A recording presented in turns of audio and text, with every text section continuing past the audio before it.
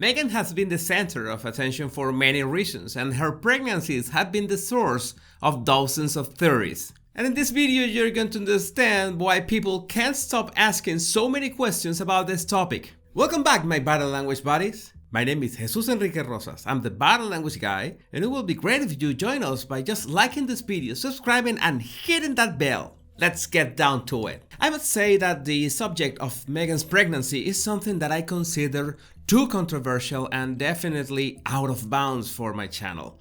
A sensitive topic like peanut butter on pizza or Crocs with socks. But once you go down this rabbit hole, it's hard to ignore events like how exactly can Meghan, heavily pregnant, crouch down with her knees together? Well, quite a handful of people argue that since Meghan practices yoga, then she would have no problem doing exactly that. And it's great that Doria is a yoga instructor and Meghan had practiced with her since she was 7.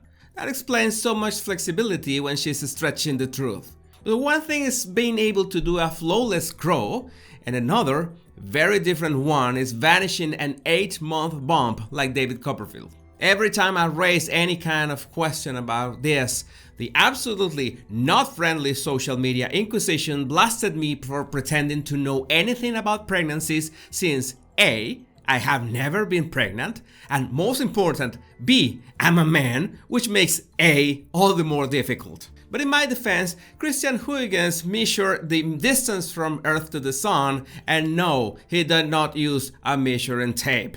Instead, he used science and common sense. And common sense is way more useful tool to realize there's something odd with Meghan's physical feet. Because at 8 months pregnant, it's not uncommon for the belly button to pop out. And in fact, this was Meghan's case, as it was pointed out in the British tabloids in what has got to be the slowest news day of the year. But the reason belly buttons pop out is pressure, because pregnancy bumps will go through all states of firmness, from warm jello all the way to freshly pumped basketball. So squatting with your knees together doesn't allow any space for your basketball, so to speak, to drop between your legs.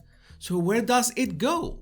Well, nowhere. So it instead compresses the internal organs. I guess that Meghan had like 10 seconds of oxygen at that moment. Now, some have pointed out quite accurately that using high heels actually helps you squat because it allows your ankles to work in a leveraged position.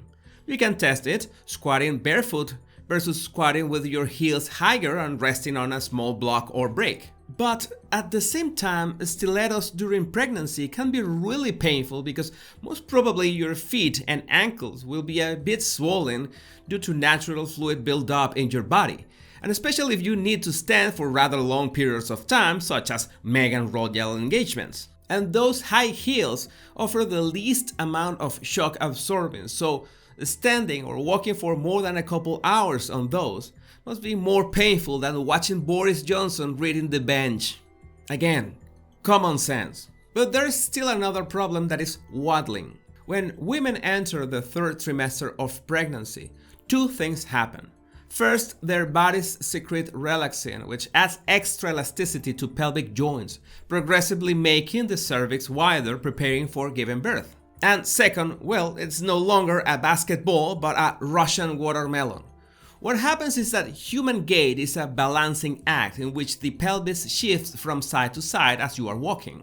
As the pelvis is wider and the watermelon is heavier, then the swaying is going to be more pronounced. So when you walk, you're gonna look like an Easter Island statue being moved into place. Yeah, just like that. So people also claim that Meghan did not show anything close to waddling when she was heavily pregnant. In fact, in this clip at 8 months, you can see that she does the whole routine. She squats, she gets up, and then walks without waddling. Yoga, I guess. Let's not forget all the pictures where Meghan enters a venue with certain belly size and gets out with a totally different belly size. We could call it Deflategate, but sadly it's taken. And people have put hours of research of this before and after photos. I mean, it's baffling so much energy invested in these comparisons. And in fact, it contradicts the other theory about Meghan actually having a Russian watermelon strapped to her body with duct tape. Because if she had a watermelon, the watermelon is not gonna change shape or volume. It's more likely that a baby doing cartwheels is the best explanation for Meghan's bump changing in a matter of hours. But it all depends on the stage of your pregnancy, because the higher the wig, the harder it is for the baby to shift position until it's permanently aligned with the launch pad. So it's less likely to be moving and changing shape in the third trimester. And you know what? I did my research too, and I went as far as Googling the term tummy shaper for men, and boy, I've seen things. Just to confirm that the human body can be fascinating. Gross most of the time, but fascinating nonetheless. So in some way I understand your concerns with Meghan's pregnancy narrative, the theories and all that, and especially why there is all this mystery surrounding the miracle of life. But that's when we reach the epitome that is the Meghan cradle. Not to be confused with the Meghan claw, which I dedicated a complete episode to that, but the cradling that she was always doing to her belly bump. I mean, wherever she went, no matter who was she talking to, standing, sitting, no matter what, she was cradling her bump. And somehow this really upset a lot of people, even if Meghan at least was adding some variety all the time. Cradling from the top, cradling from the bottom, but my favorite one is the yin-yang cradling. Perfectly balanced, as all things should be. And somehow this was the bad signal for everyone to say, you see, that's Meghan fooling everyone. And maybe she was trolling everyone. She could have realized that she touched her belly once and headlines popped to the left, touched her belly again and headlines popped to the right. It was like stroking the lamp to get the genie out, but instead of the genie, it was Piers Morgan screaming. I think one of the reasons people talk so much about Meghan's pregnancy is the fact that Meghan is so controversial in so many aspects, and somehow she wants privacy with Archie and Lilibet, which, by the way, I absolutely respect. And in fact, that's one of the prices you have to pay in royal life. You have to be public since the day you are born. And that can be really overwhelming for anyone, growing up being a public persona even before being capable of reasoning. But one thing is wanting privacy for your family, and another, very different, is completely isolating your children, especially from their great-grandmother, who I absolutely believe is really heartbroken by that, not to mention that she's been through an extremely hard year of loss and grief. So it's really hard to think that all this so-called privacy, living a normal life, having our children live a normal life, is yet another way of criticizing the royal family's values.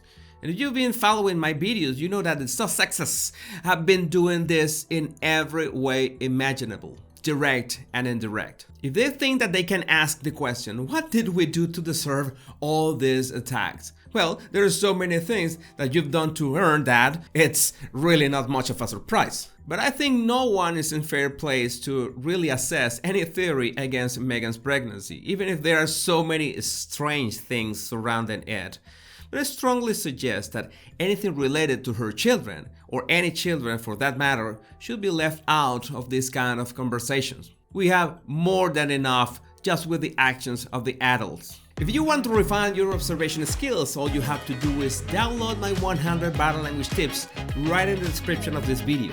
My name is Jesus Enrique Rosas, and it will always be a pleasure, my body language buddies. Much love and bliss.